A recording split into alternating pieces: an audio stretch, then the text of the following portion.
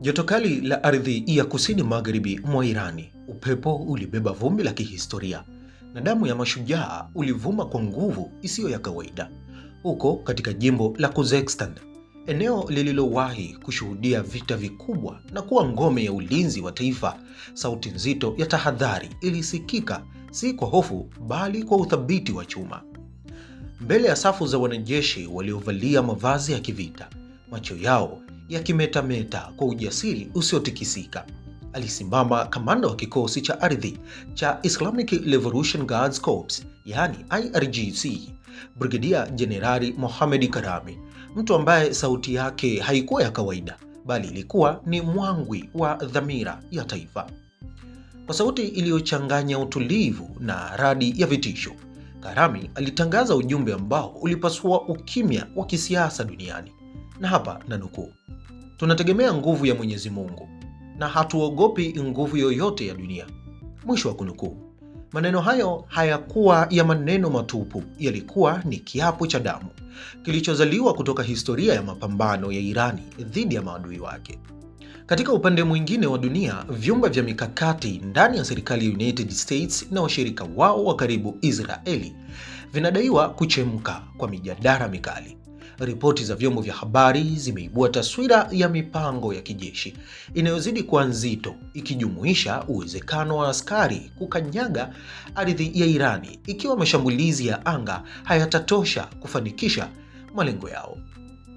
Kwa mujibu wa vyanzo vya ndani, hata majadiliano ya kile kinachoitwa boots on the ground, yaani uvamizi wa moja kwa moja wa ardhini, yamewahi kugusa meza za maamuzi.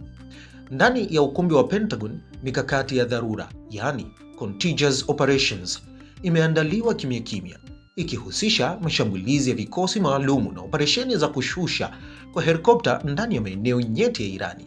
Lakini mbali na ramani na makabrasha ya vita, swali kuu linaendelea kubaki: je, dunia iko tayari kushuhudia mlipuko mwingine mkubwa wa vita? Ndani ya mipaka ya Irani, maandalizi hayajafanywa kwa hofu, bali kwa nidhamu ya hali ya juu. Vikosi vya IRGC vimeimarisha nafasi zao, hasa katika ukanda wa kusini magharibi unaokaria mipaka ya Iraq, mahali ambapo vivuli vya majeshi ya Marekani vinaonekana kila siku.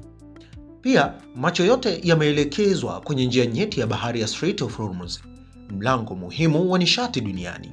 Hapa ndipo historia inaweza kubadilika kwa dakika chache tu, na Irani inaelewa hilo vyema. Chini ya ardhi, mbali na macho ya satellite, na kuna kile kinachoitwa miji ya makombora, mtandao wa siri wa silaha za kisasa. Juu ya ardhi, magari ya kurusha roketi yanatembea kimya kimya, yakisubiri amri, huku angani ndege zisizo na rubani zinakata anga kwa ustadi, zikichora ramani ya vita inayoweza waka muda wowote. Katika hitimisho la hotuba yake, Brigedia Jenerali Karami hakuzungumza kama mwanasiasa, alizungumza kama askari aliye tayari kwa mwisho wowote. Na hapa nanukuu: maadui wa taifa letu watapokea jibu la kusaga kwa kila tishio au shambulio. Kauli hii si tu onyo, ni ahadi.